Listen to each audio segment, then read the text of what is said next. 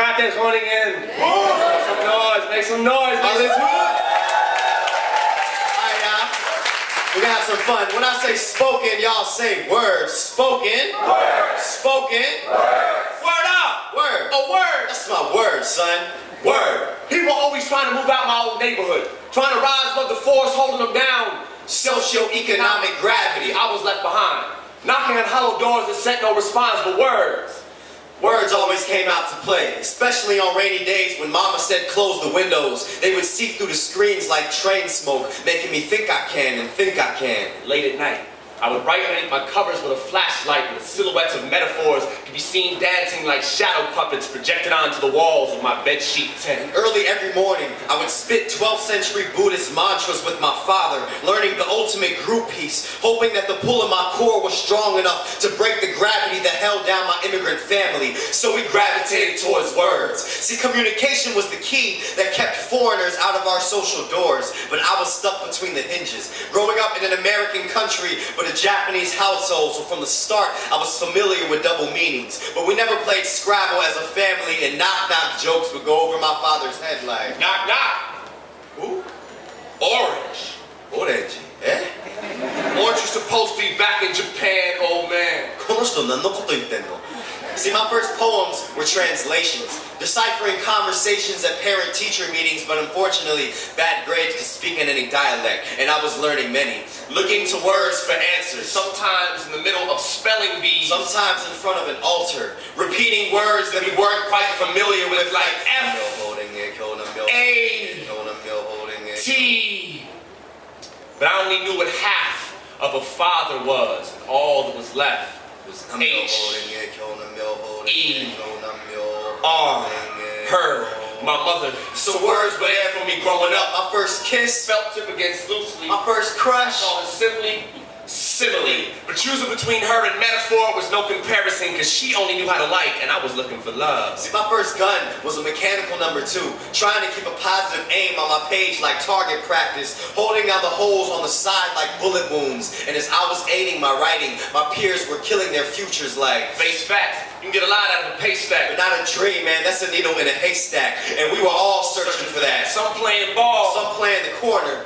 both ended up in courts, while I was playing word games. Realizing I ain't have to cross over like Penny or Tim to steal your heart away, I could do it with words. Soon I came to depend on the pen, on my ink as my incubator. Rub two sweaty palms together like a fleshy defibrillator and resuscitate my heart on the page. Breathe these words in and exhale a better tomorrow. Cause they say the voice does the Buddha's work. So I ain't about to sit around and wait for this gravity to wear off. I'ma strap alliteration to my ribcage like a rumbling red rocket jetpack with onomatopoeia. My way towards enlightenment. So we can elevate our minds, our consciousness, our words. Word. Word.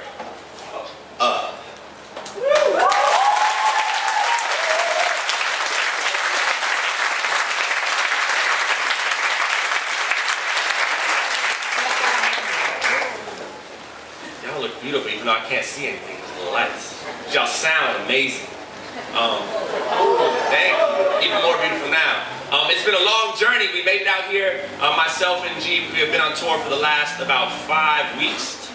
In the UK, and then in Berlin, in Germany, and then now here. And this is pretty much our last stop. We dropped through in Paris for like a couple days after this, and then we head back home on August 23rd. So this is one of our last places. We've really enjoyed our stay so far in the Netherlands. And a lot of people have helped us get here.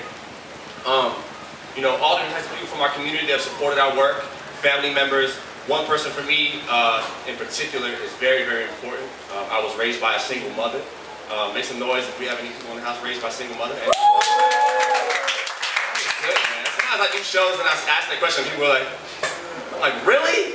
Your mom would be upset right now. Like, you gotta make some noise for the single mothers. So this is a poem that's dedicated to my mother. Hope you enjoy it.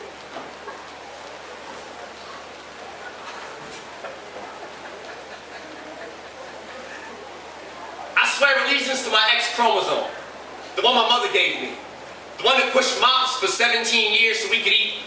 I swear allegiance to my X chromosome because mama was my guardian, papa was a rolling stone, papa was a doctor. Precisely penning patient prescription dosages down to the milligram, but always seemed to come up short on our monthly child support checks. And so my mother, our mothers try to write inspirational songs of life, to deadbeats, so that children have no support. But I cling to the hope that it's gonna get better. Though feeling under the weather, I wonder whether wonderful pleasures will ever come her direction. Must my mother struggle forever? There's no light. She's stuck in the cellar, it seems like. In this life, everyone is against her. Depression is present, man, because the pressure is stressing. Every day is a setup. Another vendetta, a letter from my father meant to ruffle her feathers, intent to plunder and shred up her credit like federal debts, but she won't let up or respond to those letters, and so I have sworn allegiance to my X chromosome. You see, at the time of my coming into this world, my mother went through labor twice. My mother's eyes, my mother's pupils dilated 10 centimeters, her gaze giving birth to a love for me that will never die. And though I carry the color of Mars in my blood, it is Venus that remains closer to the sun. Closer to her son, but now Venus is on the run in a world where 99% of all the murder, rape, violence, and war has been caused by the male sex, and we still say it's a man's world like that's been working for us. When male plus violence is equal malevolence, we say it's a man's world, but all human, the opposite sex are females and women who have menstrual cycles until menopause. I want my men to pause, think twice. The next time you see something you like and feel the need to be like, shawty looking nice. I could call you wife, just say word, and I say word, and it'll be off to the races. I got a way of getting busy in the oddest of places. Honestly, baby, I can make the oddest of faces, but I'm wasting your body feel as hot as the blazes. Think twice. And imagine your mother's face on her shoulders. Because every woman is somebody's daughter. What do you want for your daughters? Most women be somebody's mother, grandmother. I stand, hover over history, and wonder how we pray to our father, but sit against our mother earth, mother nature, motherland. I want to rubber band my arms so tight, isolate the vein, and bring the needle so close that I can probe the bone, extract the testosterone, and overdose on estrogen till it's overflowing, so I can strengthen my feminine side. And we hear the word feminist, right?